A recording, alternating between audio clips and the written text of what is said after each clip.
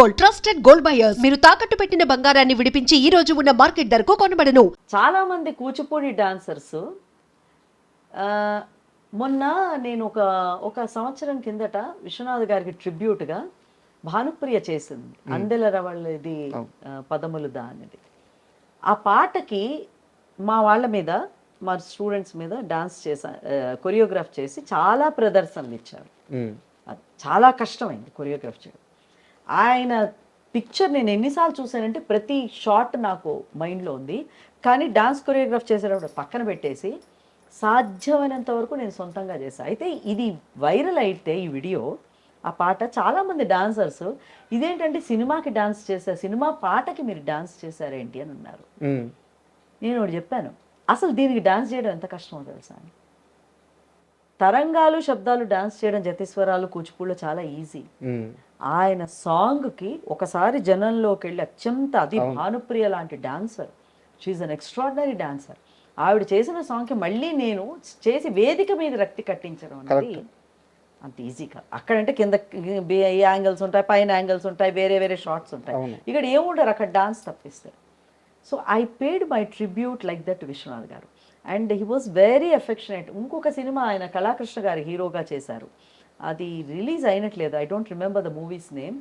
అది దాని గురించి నేను ఎన్నోసార్లు ఆయన నాతో డిస్కషన్స్ చేయడము, నేను చిన్న చిన్న షార్ట్స్ ఆయన సినిమాల్లోని ఉంటాయి. అందులో చంద్రమోహన్ గారు నట్టువాంగం చేస్తారు. కళాకృష్ణ గారు వేదిక మీద డాన్స్ చేస్తూ ఉంటే ఒక షాట్లో నట్టువాంగం చేస్తుంటే నేను విశ్వనాథ్ గారితో ఒక మాట అన్నాను, అవునండి చంద్రమోహన్ గారికి నట్టువాంగం, ఆయన డాన్సర్ కాదు, నట్టువాంగం ఎలా చేయాలో ఆయనకి తెలియదు, అది ఓన్లీ డాన్సర్స్కే తెలుస్తుంది.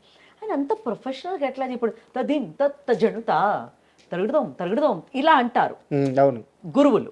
మీరు ఎప్పుడైనా అబ్జర్వ్ చేయండి, మృదంగం వాడు ఇక్కడ ఉంటాడు, సింగర్ అక్కడ ఉంటారు, వాళ్ళకి వీళ్ళు గైడ్ చేసి ఇది రన్ అవుతూ ఉంటుంది. అది ఆయన చేశారు చంద్రమోహన్ గారు.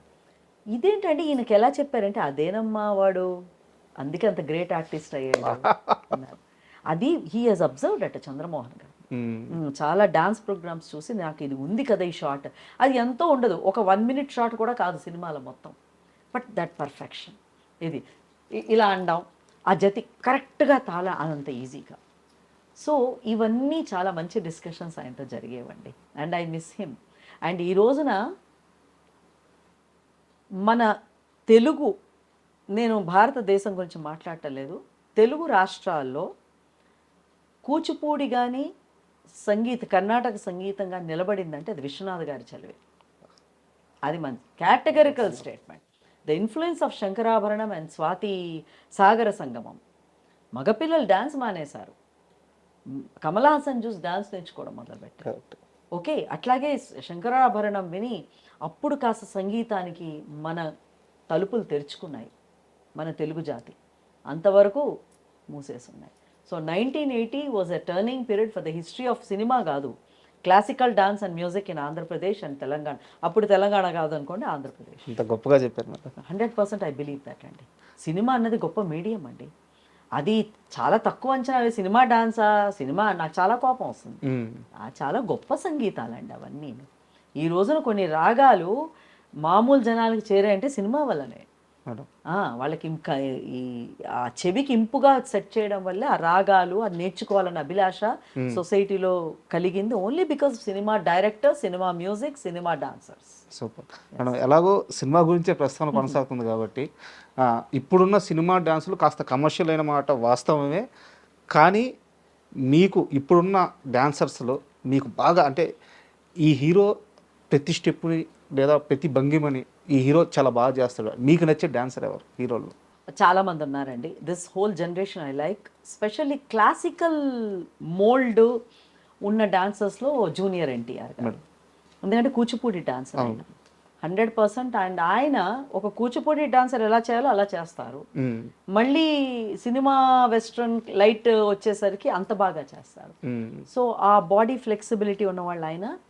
అట్లాగే definitely this inspiration I take from movies. మీరు ఎప్పుడైనా నా బ్యాలెన్స్ చూడండి, మీకు అది అర్థం అవుతుంది, కనిపించినట్టు ఉంటుంది ఆ ఇన్ఫ్లుయెన్స్. ఇప్పుడు Allu Arjun Pushpa, that's an influence. ఆ వాక్, ఇలాగా షోల్డర్ ఎత్తి పెట్టుకున్న వాక్, అది ఒక దాంట్లో నేను పెట్టాను. అవునా? క్లాసికల్లో పెట్టా, నోబడి కుడ్ రికగ్నైజ్. అట్లాగే రామ్ చరణ్ తేజ్, ఆయన రంగస్థల, మ్మ్. వీళ్ళు ఎక్స్ట్రాడినరీ ఆర్టిస్టులు అండి వీళ్ళందరూ, ఏమన్నా చేయగలిగే కెపాసిటీ ఉన్నవాళ్ళు. అండ్ డెఫినెట్లీ ఈ జనరేషన్తో పోల్చుకుంటే వాళ్ళు నా ఇన్స్పిరేషన్ అని చెప్తాను నేను, డెఫినెట్. అయితే నా దగ్గర ఒక ఇంట్రెస్టింగ్ క్వశ్చన్ ఉంది. ఇది మిమ్మల్ని ఇబ్బంది పెట్టాలని అడగట్లేదు కానీ బట్ నాకు ఒక క్లారిఫికేషన్ కోసం అడుగుతున్నాను. మీరు గతంలో కొన్ని ఇంటర్వ్యూలో మాట్లాడుతూ ఇక్కడ ఎవరైతే ఇప్పుడు మన ఇండియన్స్ కానీ లేదా మన తెలుగువారు కానీ ఎవరైతే ఉన్నారో వీరందరికంటే కూడా బయటికి వెళ్ళిపోయిన వాళ్ళే ఎక్కువ మన సంస్కృతి కానీ మన పద్ధతులను కానీ పాటిస్తున్నారు. ఒక రకంగా ఇక్కడ ఉన్న వాళ్ళకి దాని విలువ తెలియట్లేదు అన్నట్టు మీరు మాట్లాడినట్టు గుర్తు. నేను కరెక్టేనా? నిజమే. ఎందుకంటే నేను అమెరికా, యూకే అంతా చూశాను కదా, ఇంక్లూడింగ్ ఇస్లాం కంట్రీస్. ఎవరైతే తెలుగు వాళ్ళు ఇక్కడి నుంచి వెళ్ళారో, నేను తెలుగు వాళ్ళ గురించి మాట్లాడాను, ఓకే, మిగతా ఇంకే భాష వాళ్ళ గురించి కాదు, వెళ్ళారు వాళ్ళు మేబీ జాగ్రఫికల్గా మనం దూరం అయ్యామను మన దేశానికి, మన నేటివిటీకి, వాళ్ళు ఎక్కువ సంప్రదాయాల్ని ఆచారాల్ని పాటిస్తున్నారు ఇప్పటికీ కూడా. బహుశా ఇక్కడ ఉన్న వాళ్ళు మనం ఇక్కడే ఉన్నాం కదా అనేసి వదులుకుంటున్నామేమో, మనం వదులుకుంటున్నాము, సమస్య లేదు. ఇంకా మా Srikakulam so called backward districts. నిన్న అర్ధనారీశ్వరం ప్రోగ్రాంలో మా ప్రవీణ ఆవిడ ఒక గొప్ప మాట చెప్పారు గెస్ట్గా వచ్చి. శ్రీకాకుళం నుంచి ఇంత అందమైన ఆర్టిస్టులు, మా డాన్సర్సే కాదండి, I'm talking about technicians, lighting వాళ్ళు కానీ, సాహిత్యపరంగా ఉన్న వాళ్ళు కానీ, మ్యూజిషియన్స్ కానీ, బట్టలు డాన్స్కి కుట్టేవాడు టైలర్ కానీ, వీళ్ళందరి గురించి నేను మాట్లాడుతున్నప్పుడు ఆవిడ ఒక మాట అన్నారు, శ్రీకాకుళం నుంచి ఇంత అందమైన వాళ్ళు ఉన్నారంటే దాన్ని మనం బ్యాక్వర్డ్ డిస్ట్రిక్ట్ అంటున్నామంటే I want all the districts to be backward అని. Salute to Srikakulam. ఎస్, ఎందుకంటే అంత గొప్ప, అది ఊరికే ఆర్థిక పరంగా కొంత అసమానతలు అంటూ ఏ డిస్ట్రిక్ట్ అయినా ఉంటాయండి. హిస్టారికల్గా కొంచెం వెనకబాటుతనం ఉండొచ్చు, తప్పులేదు. మనం 24 గంటలు బ్యాక్వర్డ్ అని కూర్చుంటే ఎప్పటికది ఫార్వర్డ్ అవుతుంది? అది ఫార్వర్డే, మనం బ్యాక్వర్డ్ చేస్తున్నాం. So I believe that Telugu వాళ్ళకి తెలుగు తన నుంచి కొంచెం దూరం అవుతున్నారు, అది మాత్రం ఉంది 100%. మేడం, అంటే ఈ ప్రశ్న మిమ్మల్ని చాలామంది అడిగి ఉండొచ్చు, మీరు చెప్పుండొచ్చు, బట్ నేను నా క్లారిఫికేషన్ కోసం, మా ఆడియన్స్ కోసం అడుగుతున్నాను.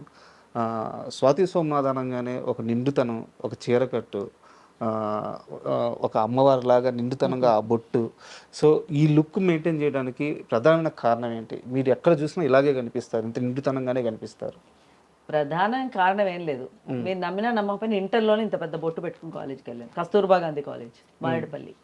ఐ డోంట్ నో అది ఎందుకు అలా వచ్చిందో తెలియదు, మేబీ పూర్వజన్మ సంస్కారం ఏమో. కానీ మా ఇంట్లో కానీ బయట కానీ ఫ్రెండ్స్ కానీ ఎవ్వరు కూడా నువ్వు ఇలా ఉండాలి అని చెప్పాల మేడం, ఆటోమేటిక్గా న్యాచురల్గా వచ్చింది, దానికి పెద్ద కారణం అంటూ ఏం లేదు. బట్ ఇప్పుడు నేను ఇంకో విధంగా కూడా కనిపించడానికి ఇష్టపడను, because not only my identity, I like to be like this.